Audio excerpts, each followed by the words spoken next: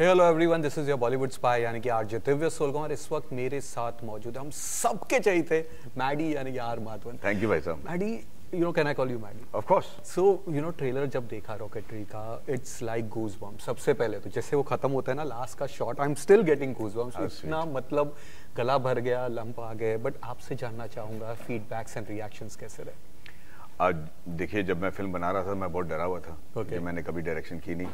पर जब हमने कांस में फिल्म बनाया था और दिखाया था, I was praying really hard यार, क्योंकि ये ऐसे सब्जेक्ट को किसी ने छुआ नहीं है जी। और पहली बार डायरेक्शन में तीन लैंग्वेज में इसको शूट करके दुनिया भर के कंट्रीज में ले जाकर मतलब कुछ ज़्यादा ही हमने अपना लिया था।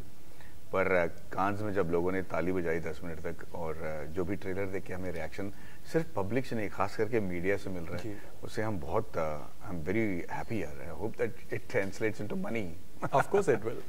यू नो इसके क्रेडिट्स में मैं देख रहा था तो दिस इज समथिंग जो बहुत पहले हुआ करता था। मनोज कुमार साहब थे, राज कपूर जी थे, फिरोज खान थे, किशोर कुमार थे, as writer, as director, as producer, singer and as an actor.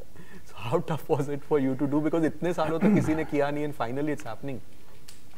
जब भी मैं ऐसे सुनता था कि कोई कर रहा है हमारे ज़माने में जी, तो मैं ऐसे लोगों पे हंसता था, क्योंकि मुझे पता चलेगा कि पिक्चर बहुत ही एवरेज बनेगी। okay. क्योंकि ये सारे इतने स्पेशलाइज्ड डिपार्टमेंट्स हैं कि हर किसी को इसमें एक्सेल करना बहुत ज़रूरी है। मेरे पास कोई चारा नहीं था, ये सब्जेक्ट ही ऐसी थी कि मैं किसी का सहारा नहीं ले सकता था। तो हालांकि मैंने पूरा टाइम लिया, मैंने ऐसा नहीं कि मैंने 3 हफ्ते में स्क्रिप्ट लिखा। मुझे 2 साल 2.5 साल लग गए स्क्रिप्ट लिखने के लिए, रिसर्च करने के लिए 2.5 साल लग गए, कैरेक्टर में घुसने के लिए, लुक में घुसने के लिए इतने साल लग गए। पर मुझे यकीन है कि हमने ये फिल्म सही नेक इरादे से बनाया है, और एक ही इरादा था कि नंबी नारायण की कहानी पूरे देश में गूंजनी चाहिए।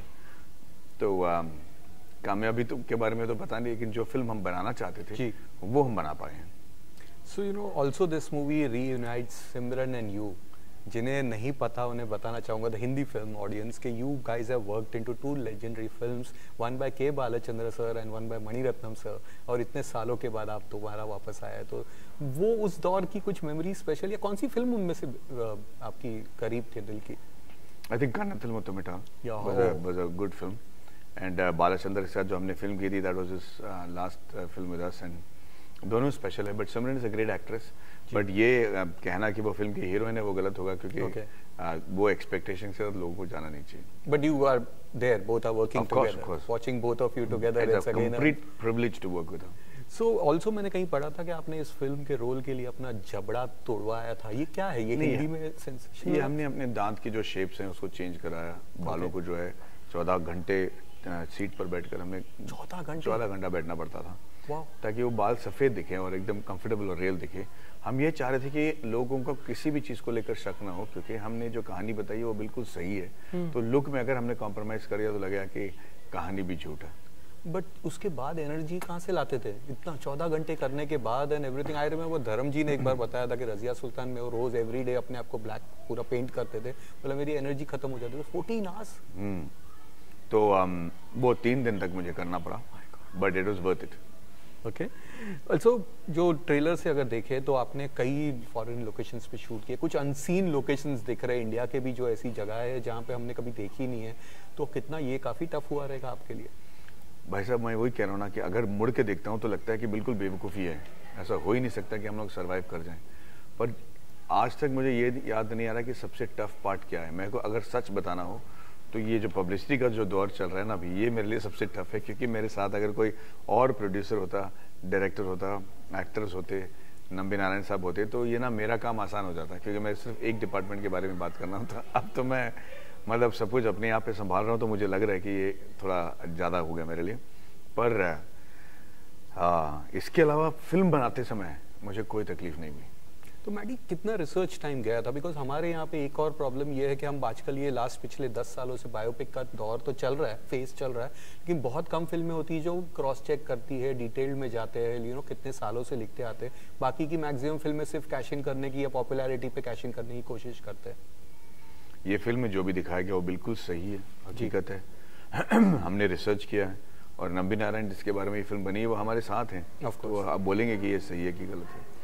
तो देयर इज नो इमेजिनेशन और no cinematic liberty taken in this film.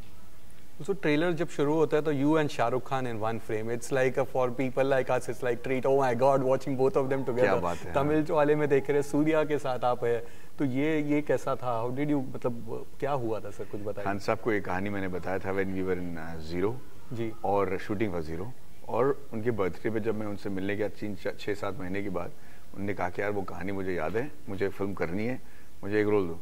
मैंने कहा सर प्लीज, कहता नहीं बैकग्राउंड में पासिंग करा दो। मैंने कहा खान साहब क्यों मजाक कर रहे हैं, बट ही वाज सीरियस। मैंने कहा बैकग्राउंड पासिंग वाला रोल है नहीं, बट मैंने कहा एक इम्पॉर्टेंट रोल है, कहता हूँ कितने दिन चाहिए, और वो आए, हिंदी में तमिल में शूट किया इस फिल्म को, हिंदी में तमिल में कह रहा हूँ, माफ़ कीजिएगा, हिंदी में और इंग्लिश में किया उन्होंने, और मेरे से पैसे नहीं लिए, ना कैरावैन के ना कॉस्ट्यूम के, और बड़े तहे दिल से उन्होंने, मुझे लगता है कि अगर आप पूछोगे कि इस इंडस्ट्री में अच्छे लोग हैं या नहीं, मैं बड़े गर्व के साथ कह सकता हूँ कि सूर्या और शाहरुख खान जैसे मैं लोगों की वजह से ये इंडस्ट्री में बहुत ही अच्छे लोग हैं। और सूर्या कैसे, मतलब वहाँ पे तो अगेन वो मेरे भाई जैसे हैं, वो मेरे दोस्त हैं, he is a superstar there and one of the biggest markets, पर he he is so down to earth, और अभी भी मुझे फोन करके पूछ रहे कि मैं वीडियो भेजूं प्रमोशन करने के लिए, ये करूं वो करूं, इट्स जस्ट अमेजिंग। और सबसे ज़्यादा टफ पॉइंट क्या था इसमें? बहुत सारी दिक्कतें ऑफ कोर्स आई होगी, आपने इतना रिसर्च किया हुआ है शूटिंग में जो लेके, तो एक चीज़ ऐसी हुई जिसके लिए आपको लगा होगा कि यार ये अब ये नहीं हो सकता, will have to change something script में, नहीं, लोकेशन में? जब से मैंने स्क्रिप्ट में हाथ लगाया है तब से लेकर आज तक ऐसा कोई तकलीफ नहीं है और ऐसा कोई चैलेंज नहीं है जो हम फेस नहीं कर पाए और ओवरकम नहीं कर पाए। और आप गाना गा रहे हैं इसमें? मैं गा नहीं रहा हूँ, नहीं। As a singer? नहीं, नथिंग? नहीं। मेरे दोस्त आदित्य करके हैं, वो लॉस एंजलिस में रहते हैं, उन्होंने गाना गाया एक गाना टिरल करके नेशनल के एक कंट्री सिंगर है, उन्होंने गाया है, और सुप्रभातम जो हमने रिकम्पोज किया उन्हें बड़े बड़े सिंगर्स और अर्चकर्स के साथ मिलकर बनाया है। वाओ। सो यू नो, जब भी हम आपकी बात करते हैं हमारे रेडियो स्टेशन में, तो it's always starts with of course रहना है तेरे दिल में। आपने टीवी पे तो यू आर अ सुपरस्टार, आपने बहुत सारे कमाल के बनेगी अपनी बात, सी हॉक, मतलब you had done all this.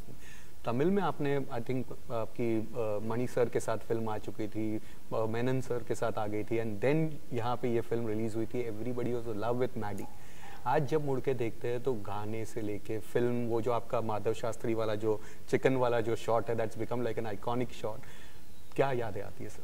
बिल्कुल याद नहीं आती भाई। मैं कह रहा हूँ आज ना, सच में मैं चाहता हूँ कि और फिल्म के बारे में या किसी और चीज़ के बारे में बात करूँ, लेकिन मेरे मुंह से सिर्फ नंबी नारायण निकल रहा है, खली विकास रंजन निकल रहा है। मैं बहुत प्रयत्न करता हूँ कि इससे बाहर निकलूँ, पर लोगों को समझ में नहीं आ रहा कि ये इतना मेरे लिए भूत बन गया है। नींद में भी मैं इसी के बारे में बात कर रहा हूँ, तो मैं आपसे वादा करता हूँ कि पिक्चर रिलीज हो जाए, फिर मैं आऊँगा और बाकी सब फिल्मों के बारे में तब बात करूँगा, क्योंकि मेरे जहन में अभी, मतलब आप पूछोगे कौन सा गाना है, वो बता भी नहीं पा रहा हूँ, मतलब जुबान लड़खड़ा रहा है, इतना प्रॉब्लम हो गया है। कोई ना, we agree to that. All the best for all your future all ventures. the love, brother. Really appreciate that. Thank you so much. Radio Nasha.